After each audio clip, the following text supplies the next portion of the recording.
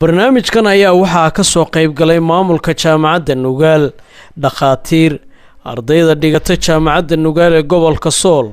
waxaana soo bandhigay 3 arday oo ka qalin jabinaysa jaamacadda Nugaal sanadkan oo lagu kala magacaabo Anwar Maxamuud Xaaji Khaliif iyo Cabdilaahi Cabdiqani Maxamed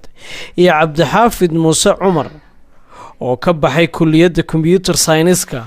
barnaamijkan ayaa waxay ugu deeqeen cusbitaalka Laascaanood si uu ugu gudbo ku shaqaynta xogta lagu kaydiyo kombiyuutarada ee casriga ee dunida inteeda badan laga isticmaalo.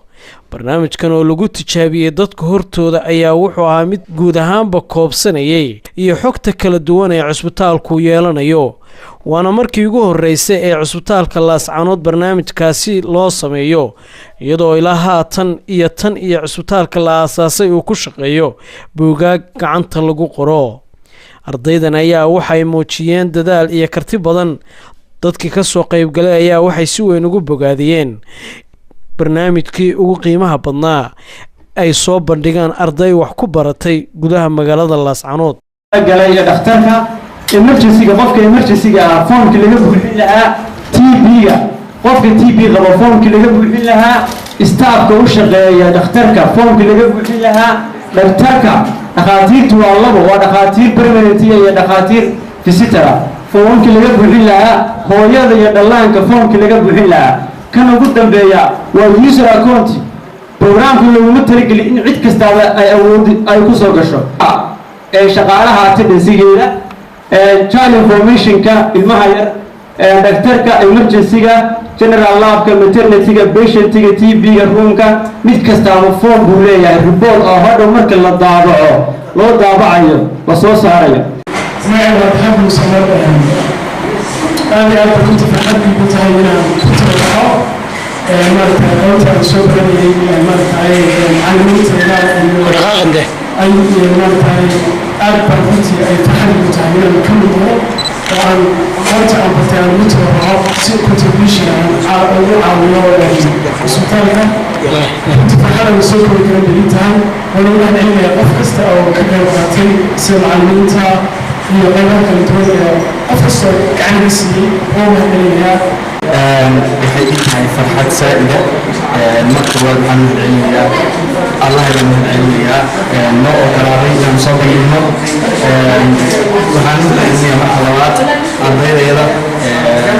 macallimiinteeda oo ah dadka nagu hogaamiyay inaan samayno. waxaan kaloo mahadcelinayaa dhammaan cid kasta oo naga caawisay, ha ahaato xafladdan, ha ahaato programka.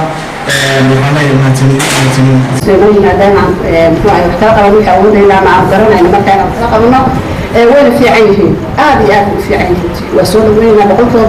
ومحدثين هم بل يعملون هاي وأقول لك جاري وجامعة النبال جاري. خسي ولا عم بحنون درسي عم بقف هذين يبغون مكينون هيك يا وصار كذا وكل هذا هاو أبيك بقدر كريسان الفرصات اللي كورس أو مريس ومنسنتي وحنك دلالي نعم هوشنا سيفي عن قوتنا. صدق الأهرمات يا جامعة الغفير يا جامعة المعاوة إن المخاتكتين إلى جاني شيء هو رأيه والغفير يا جامعة كوحوي وteaching quality ووحبين تيالي فكاسة يبقى سنة وحبين بيكين تيالي كينا شيء اللبات يا جامعات كالغفير ياي وإرق اللي يقان research وعلم بارس teaching quality لها علم بارس تودعاه وحيصوبا نيجان معي إنه كانت كارين information كيلا سيئي إنه فريسين أريكا سدحاب أو جامعات كاللغا فيريو وميش أمسر رئيسو جامعة أي قادو أي تاهي ووحلو يقانا معي extension أما community services أقومتي أتصور سارتي إن أدقار سيسا بلشدة. عبدالكريم نولول Somali Channel magaalada Laascaanood. war wixii naga soo gaaray dalka iyo dibadda ay nooga barateen xiliyadan oo kale inuu idin kaga yimaado telefishinka caalamiga ee Somali Channel ayaa intaas ku eg tan iyo inta aanu warkan oo kala ku kulmi doono xilligiisa ayaan idinkaga tagayaa. Assalaamu calaykum waraxmatullaahi wabarakaatuh.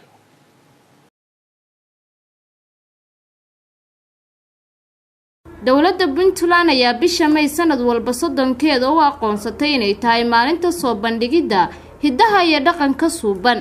waxaana bandhig dhaqameed ay ka soo qayb galeen 9 gobol ee Puntland lagu qabtay barxadda weyn ee wasaaradda warfaafinta iyadoo gobol walba uu soo bandhigay ciyaar dhaqameed u gaar ah iyo waliba alaabaha dhaqankeena suuban taasi oo muujinaysay in dib loo soo celinayo taariikh sal guurtay iyo hidiye dhaqan si dabar go'aya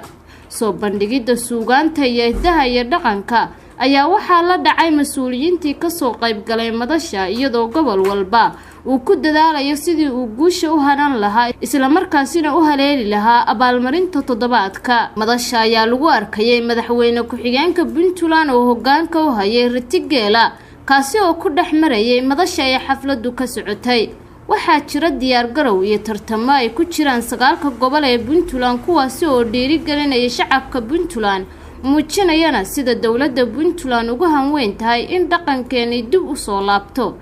dadka Puntlandna u noqdaan horseedka dhaqanka Soomaaliyeed munaasabadiina waxa ay u dhacday sida tan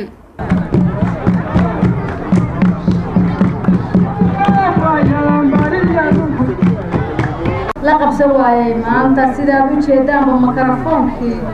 alxamdulillaah rabbil caalamiin tolo farxad iga tahay assalaamu calaykum waraxmatullaahi wabarakaatuh dhammaantiinba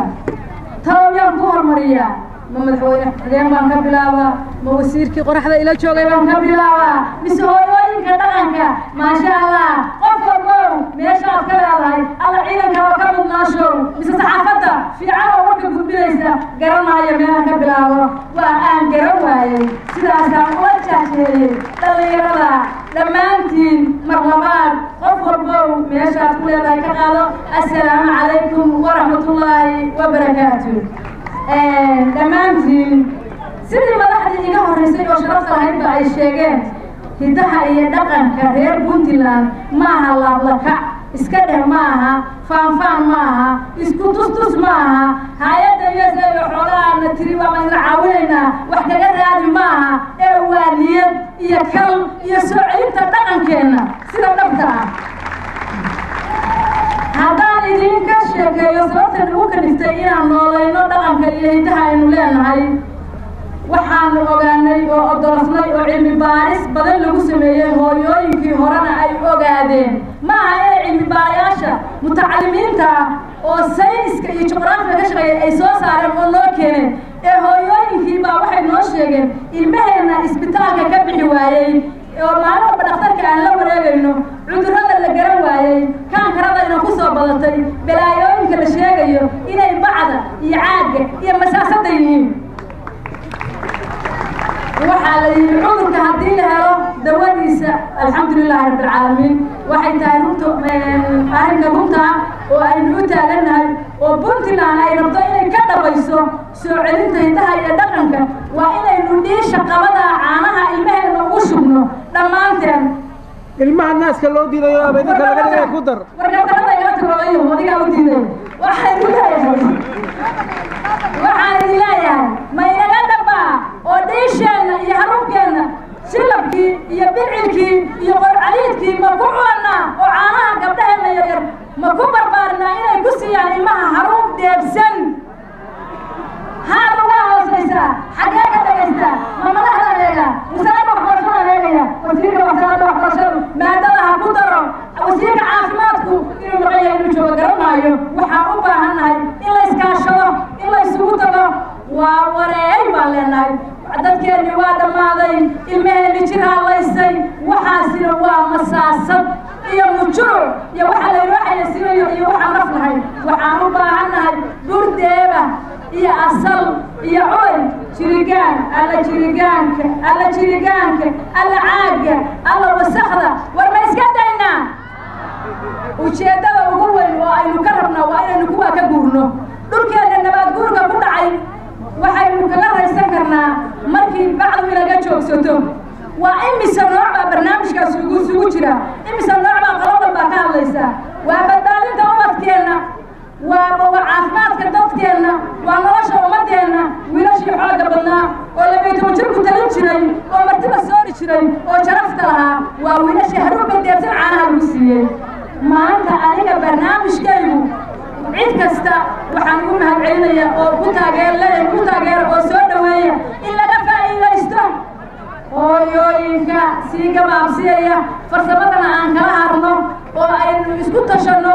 reer puntland markay wax noqdaan baa soomaaliya wax noqonaysa puntland waa hooyadii soomaaliya waa magacii soomaaliya waa madaxii soomaaliya waa indhihii soomaaliya waa caqligii soomaaliya puntland waxaad ku tala gashaa haddaad carruurta puntland badbaadisaan carruurta soomaaliya waa badbaadaysaa war soo runtay ma aha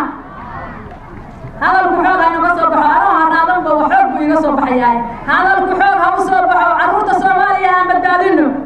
sharafteenna aan badbaadino deegaankeenna aan badbaadino burcadbadeedda ilmaheenna aan ka celino dhaqankeenna iyo cayaaraheenna ku barbaarino waa bilaahi tawfiiq aad iyo aad baa umahadsantihin salaan ka bacdi waxaan ku soo dhawaynaynaa barnaamijka dhaqanka toddobaadka puntland oon u dooranay 30 bisha shanaad 2016 barnaamijkan waxaa iska kaashaday kow oo u badan wasaaradda warfaafinta hidaha iyo dhaqanka labo hay-adda dhahay oo kaalmada qayb ka qaadatay iyo kooxo ka socda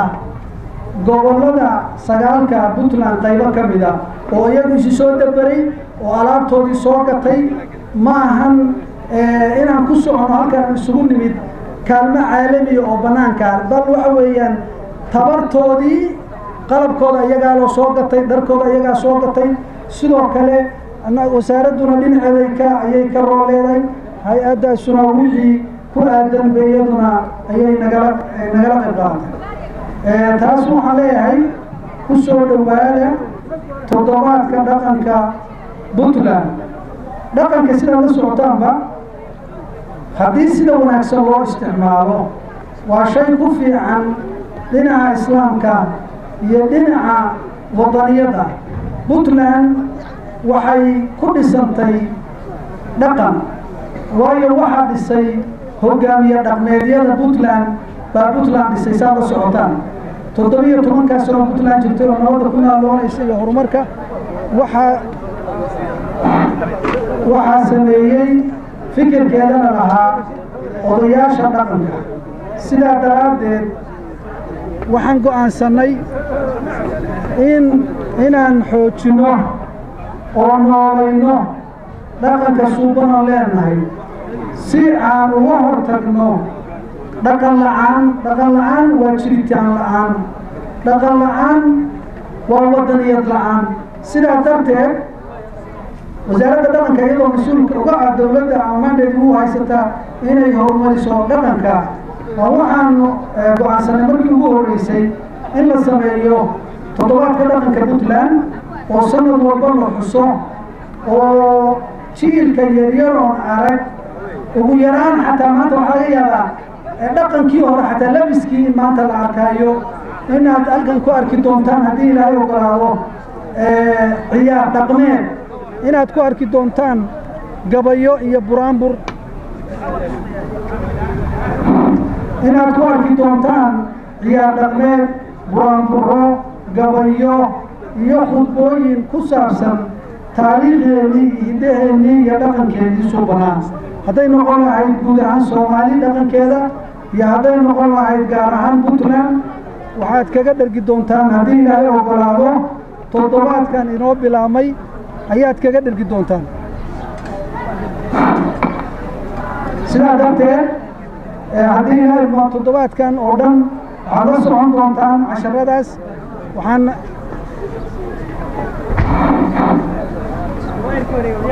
la joogaa dadkii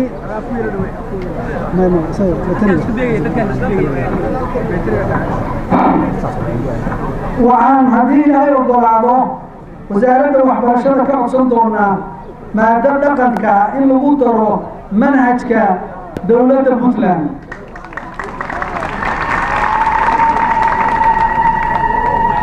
waxaan malaynayaa wasiirkii waxbarashadu waa joogaayo haddii ilaahay ogolaado isagaan ballanqaadka ka qori doonaa insha allahu aan nidhaahno dhaqan wanaagsan haddii dhaqanka la tixgeliyo haddii dadku is-aqoonsado haddii laysku tixgeliyo wixii hidaa iyo jiritaanka iyo vaaliyu uu dadku leeyahay waxay noqon kartaa in la kala nabad galo in wax la wada dhisto hadda puntland markay is-aqoonsatay markay dadkeedii iyo matalan waxaa la isku khaldaa qabyaalad iyo qabiil qabyaaladu waa xaaraan uma fiicna laakiin qabiilka waa abtirsiyo ama silsilad qofka lagu yaqaan xaaraanna maaha sidaa darteed haddii dadku dhaqankiisa tiradiisa kasoo jeedkiisa is-aqoonsado waxbuu samaysan karaa haddii la is-inkiro oo tirada la yska inkiro la yidhaahdo xaafadaasi waa dhowr qof magaca haddii la yska inkiro waxaasoo dhan waxay keeni karaan shiddo iyo dagaal iyo mooshinno dagaal la keenayo maalolba la leeyahay qolo maamul samaysatay mooshin baan ka keeno maamulkiinu waa qalad maxaa la yidhaahdaa qoladaas tiradoodu waa in yar oo annaga ka tiro badan oo inta waraaqa lagu qorqoro dhammaan waxay ka hor imaanayaan dhaqanka suuban iyo isqadarinta ilaahay idinkii hadalka ku habboon munaasibadan iyo ku dhawaaqidda magaceeda kolley haddii ilaahay ogolaado madaxweyne ku-xigeenkaan siin doonaa laakiin waxaan ka hormarinayaa marka hore inaan isla fiirsanno dhaqanka qaybihiisa qayb ka mid ah oo ah ciyaarihii dhaqanka iyo hiddaha sidoo kale gabayo buronburo marka hore aan cabaar balisha ku dhufano kabacdi baan u gudbi doonaa khudbooyinka inta hartay waxaan idinka raaligelinaynaa inaan bilow wax nagu yihiin marka reerku dego intuu safar ka soo galo kollay soomaalida dhaqankeeda magac baa loo yaqaana marka waa loo cudur daaraa reerkaas waa degay oo yagleel iyo waxbaa la yidhahdaa alaab kala daadsan iyo raar meel ku mid baa xagga iga sheegaya loxos baa la yidhahdaa marka waxaan ku jirnaa loxoska iyo yagleelkaasi noo dulqaata qaar baa hadda yimid waa arkaysaan oo safarka oo la ka yimid marka dhulkeennii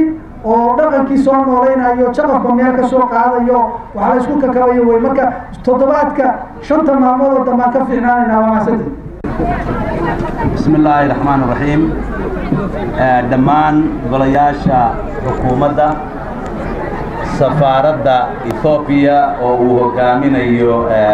safiirka Asmarash odayaasha shaqaalaha kale ee dawladda dhammaan ka soo qaybgalayaasha oo ay ugu horeeyaan hooyooyinka oo runtii iyaga la'aantooda ay adkaan lahayd xafladan iyada inay isugu yimaado dhammaan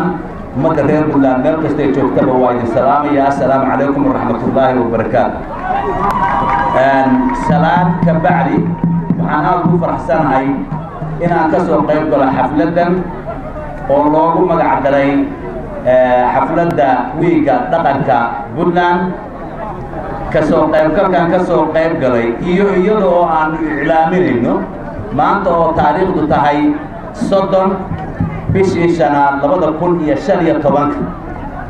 waxaa marka ugu horeysa idinku bishaaraynayaa in loo aqoonsaday maalinta dhaqanka Puntland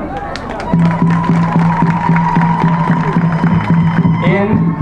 يعني أي يردونته مالين كاستحيلنا وكله هدي لها يقول هذا السنة كسنة كيسة كانوا كلا إلى المسؤولين من دون إن شاء الله يدعو الله للدياري هاي قبل ولا من الدياري هاي حفلة يدا واحد شو السجال كقبل أي كقولن هاي دولة Puntland قردفور باري كركار هايلاند سناق نوغال سول سناق سول عين iyo mudug gobol kastaaba waa uu joogaa gobol kastaana ciyaarta uu isagu ugu jecel yahay iyo dhaqanka iyadoo isku mid laga wada yahay dhammaantood aynu hal dhaqannahay haddana kolley waxyaabo yar yar oo lagu kala duwanaan karaa runtii waa ay jiraan waxaa farxad noo ah hadalkan xafladan runtii hadalkii qiimaha lahaa waxaa yidhi gabadhii Xaliimo ujeedaduna waxa weeye marka ugu horeysa dhaqankeena inaan laga tagin in dib loogu noqdo waxyaabo fara badan oo hadda la sheegayo oo cudurraa oo aan dalku lahaan jirin runtii waxaad moodaa inay soo badatay waxaana keenaya qalabka aynu wax ku shubanno haddii ay tahay caagadaha caanaha lagu keeno iyo haddii ay tahay muxuu ahaa bacaha yaryar oo meel walba riyihii iyo xoolihii markay cuneen dhirtiina ay isku mareen dhirtiina ay qallashay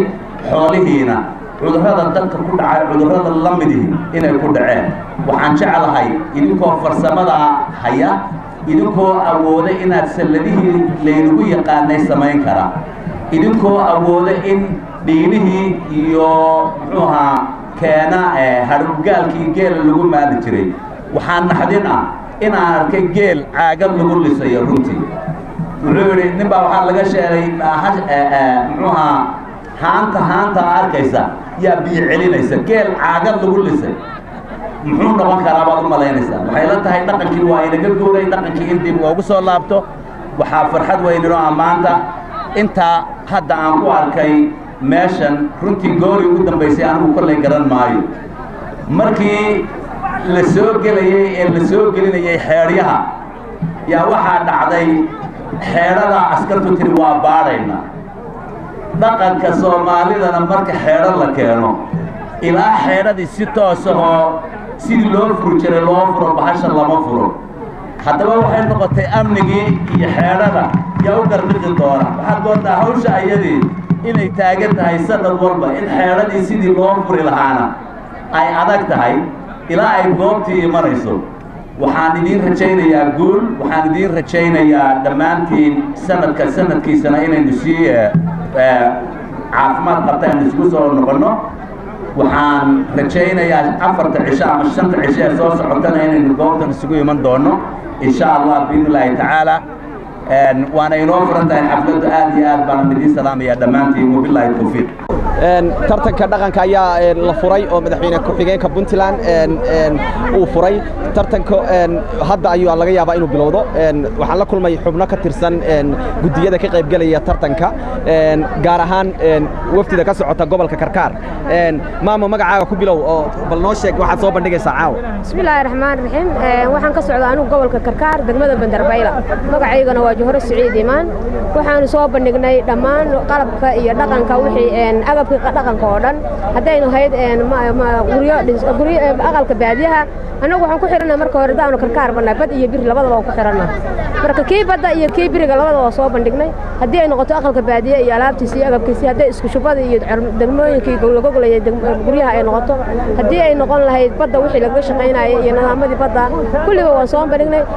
caawana qorshaha halka ka dhacay ee Puntland ay ku caan baxday waxay noqotay dhaqanka Soomaaliyeed ee hidaha iyo dhaqanka anaguna waan ku raacsanahay waxaan jecelahay si habsamiya inaan uga qayb galo aan gaarsiino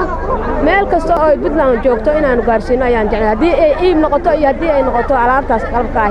hadii ay aan bilaash u bixinayno si aan waliba si aan jecelahay inaan soo bandhigno qalabka laga baxayo bacaha oo ah dambiilaha iyo alaabtii masarafada ahayd oo lagu ridayo hilibka baadiyaha hadda hilibka baadiyaha waxay ku qaadaan bacda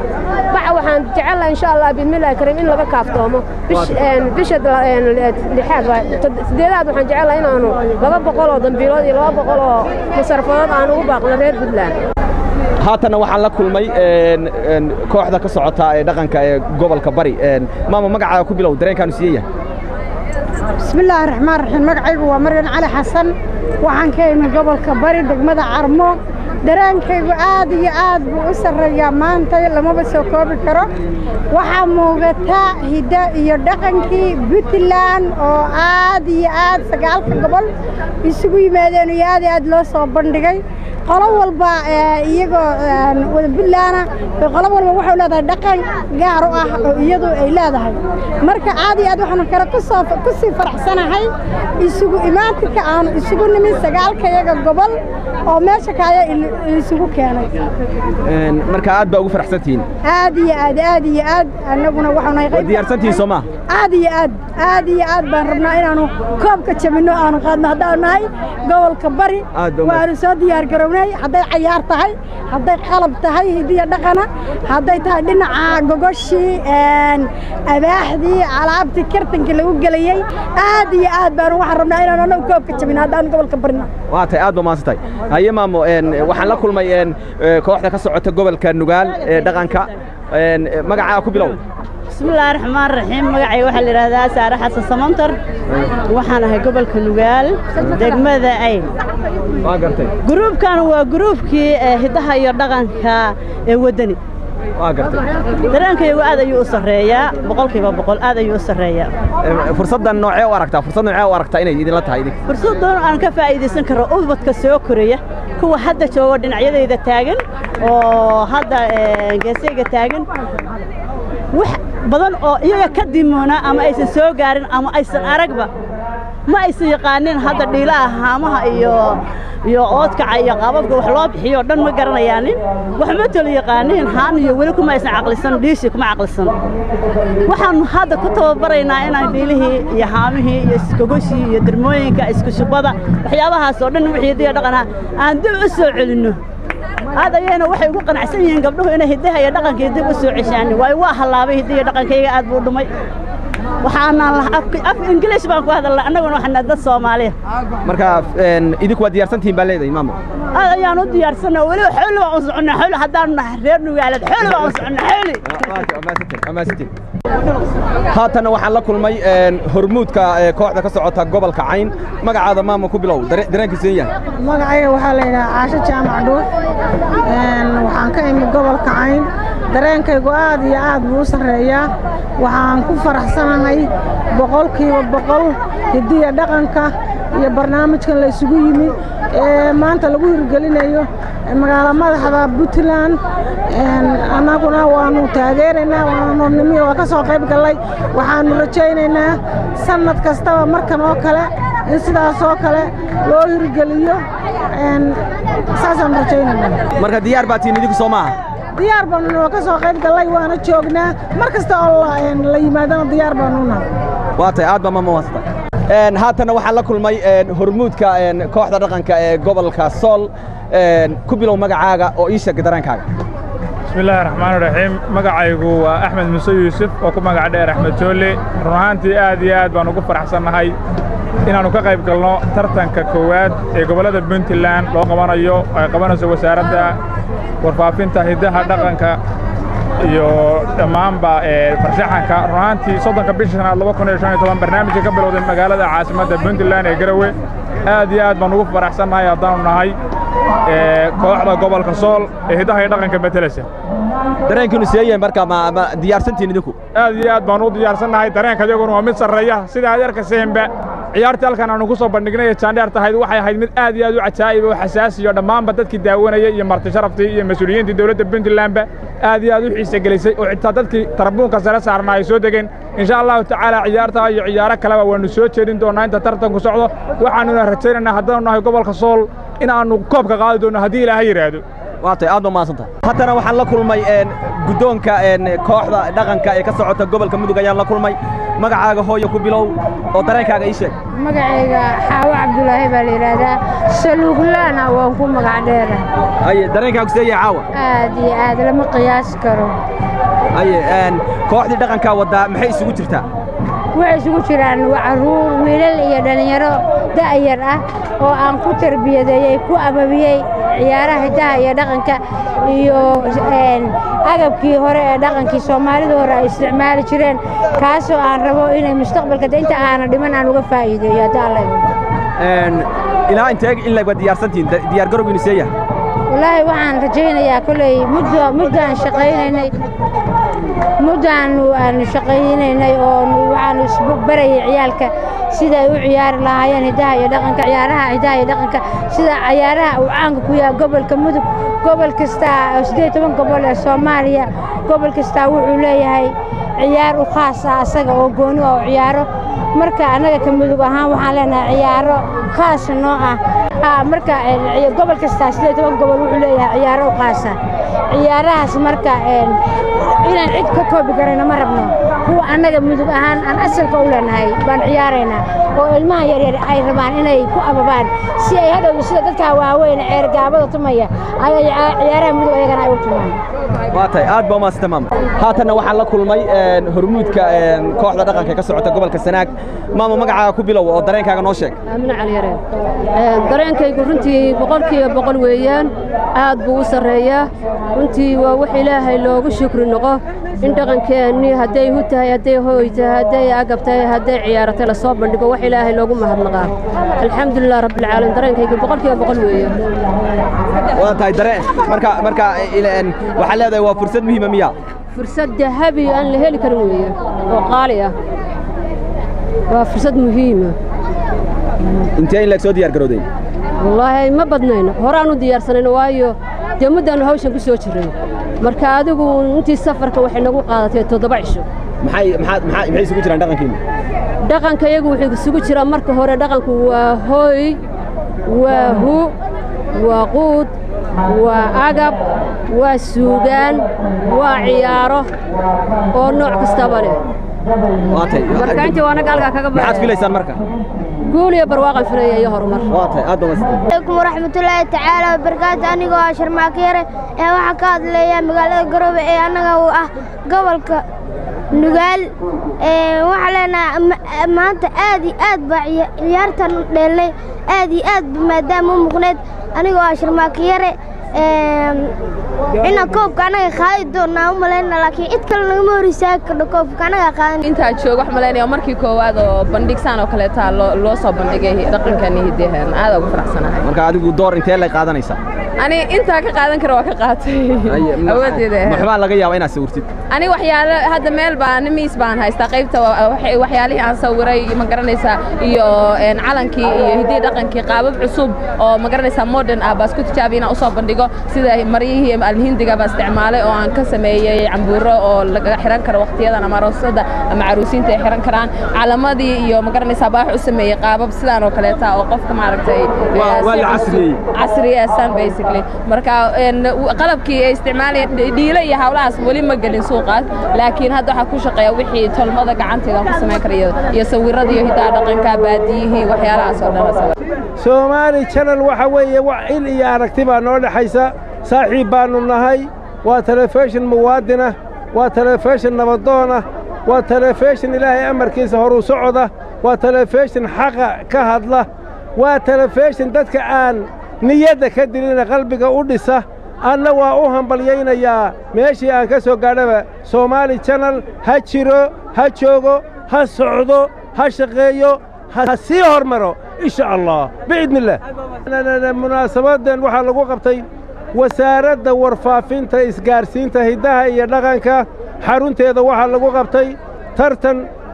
tartankaasoo ah tartan dhaqameed oo ah suugaanta iyo cayaarta iyo farshaxanka gabayo geeraaro buraanburro iyo cayaar iyo qalab kala duwan oo hidihii iyo dhaqankii ku dhammaystiran yahay oo 9 gobol ama iyo degmooyinkoodii isugu yimaadeen maantana waxay ahayd iyo furitaankii bay ahayd laakiin tartankii iyo haddii bakale qiimayntii ma ay jirin dib bay inoo ka bilaabanaysaa insha Allah tartankii iyo qiimayntii iyo muxuu ahaa ilaahay amarkii barnaamijka hirgelintiisii waxa weeye Somali Channel shaqaalihiisa iyo saldhigiisa iyo mulkiilayaashiisa intaba waa u mahadnaqayaa oo waa u hambalyaynayaa ilaahay amarkii wassalaamu calaykum waraxmatullaahi tacaala wabarakaatu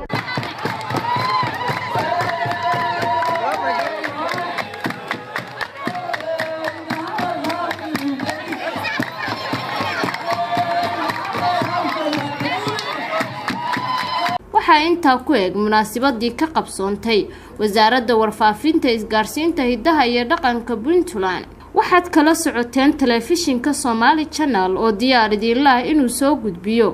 inta ay socoto munaasabada iyo waliba qaabka ay u dhacayso